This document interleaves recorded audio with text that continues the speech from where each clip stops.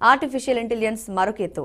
ఈ అద్భుత సాంకేతికతని వాడుకోవడంలో సహజంగానే ఐటీ, ఉత్పత్తి రంగం వంటివి ముందుంటాయి. కానీ 2023వ సంవత్సరంలో ఆరోగ్య రంగం కృత్రిమ మేధ సహకారంతో ఎన్నెన్నో కొత్త పొందులు తొక్కింది. ప్రభుత్వాలు, పెద్ద పెద్ద ఆసుపత్రులతో పాటు స్టార్టప్లు సైతం 2023లో అద్భుతమైన ముందడుగు సాధించాయి. అవేంటో ఇప్పుడు తెలుసుకుందాం.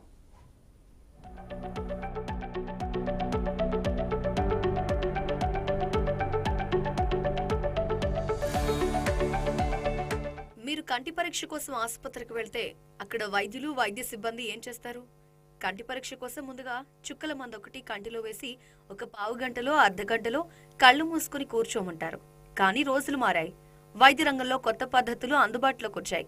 ఈ మధ్య కొన్ని ఆసుపత్రుల్లో ఈ చుక్కల మందు వగైరాలవి లేకుండానే పరీక్ష చేయగలుగుతున్నారు. మెషిన్తో ఫోటో తీసి కంప్యూటర్కిస్తే అదే పరీక్ష చేసి చెప్తోంది.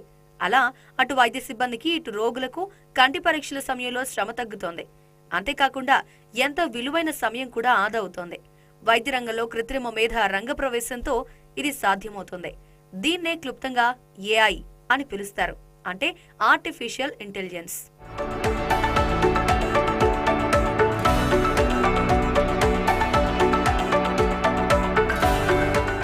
వాస్తవానికి ఆర్టిఫిషియల్ ఇంటెలిజెన్స్ కు ఉన్న శక్తికి ఇది చాలా చిన్న పని, చిటికలో చేయగలిగే పని. అయితే నేత్ర వైద్యులు 2023లో ఏఐని అంతకన్నా క్లిష్టమైన పరీక్షలకి వాడటం మొదలుపెట్టారు.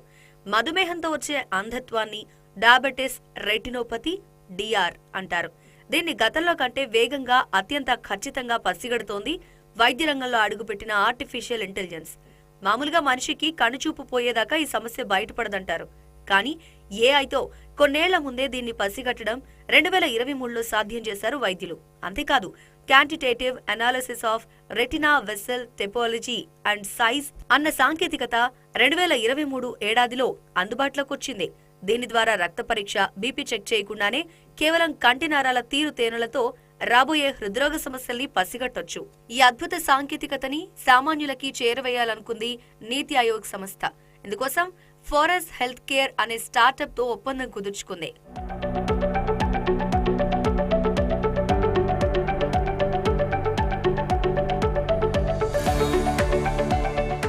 సాధారణంగా న్యూమోనియాతో వ్యాధిని నిర్ధారించి మందుల వాడకం మొదలుపెట్టాక వాటితో సమస్య ఎంత మేరకు తగ్గిస్తోందన్నది పరీక్షిస్తూ ఉండాలి. బాధితుల ఛాతీ ఎక్స్రేని చూస్తే సాధారణంగా 50 దాకా చిన్న గాయాలు లేదా బుడిపెల వంటివి కనిపిస్తాయట. వాటి సంఖ్య తగ్గిందో లేదో అన్నది నిర్ధారించడం ఇప్పటిదాకా చాలా కష్టమైన పని. అంతేకాకుండా ఎక్కువ సమయం తీసుకునే పని. కానీ ఇప్పుడు ఆ ఎక్స్రేని కంప్యూటర్లో పెడితే చాలు, క్షణాల్లో రంగురంగుల గీతలతో వ్యాధి తీవ్రతను చెప్పేసే టెక్నాలజీ వచ్చేసింది. ఒక్క న్యూమోనియానే కాదు, క్షయ వ్యాధిలో కూడా ఇది ఎంతో ఉపయోగపడుతోంది. ఈ సాంకేతికతను కూడా పల్లెసీమల్లోని ఆసుపత్రులకి చేరువ చేయడానికి వాధ్వాని.ai సంస్థ సహకారాన్ని తీసుకుంటోంది నీతి ఆయోగ్ సంస్థ.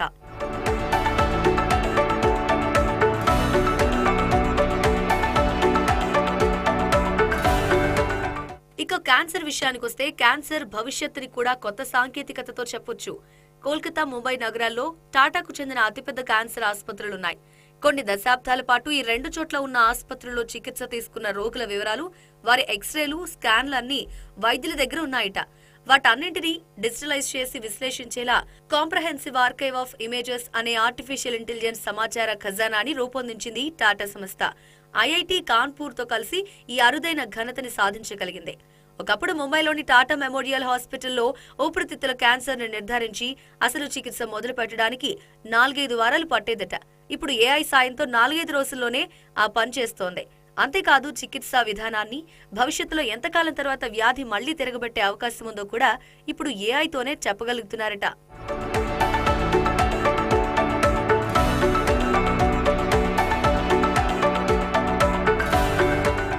అపోలో ఆసుపత్రి సైతం 2023వ సంవత్సరం ప్రారంభంలో మైక్రోసాఫ్ట్ సంస్థతో కలిసి artificial intelligence based risk score విధానాన్ని ఆవిష్కరించింది. దీంతో రాబోయే 10 ఏళ్లలో మనిషికి హృద్రోగ సమస్య వస్తుందా రాదా అని తేల్చేయొచ్చట. మెటావర్స్ సాంకేతికతతో రోగి తన గుండె ఆరోగ్యాన్ని తానే నేరుగా చూసేలా డీపెక్స్ అనే మరో టెక్నాలజీని తీసుకొచ్చింది.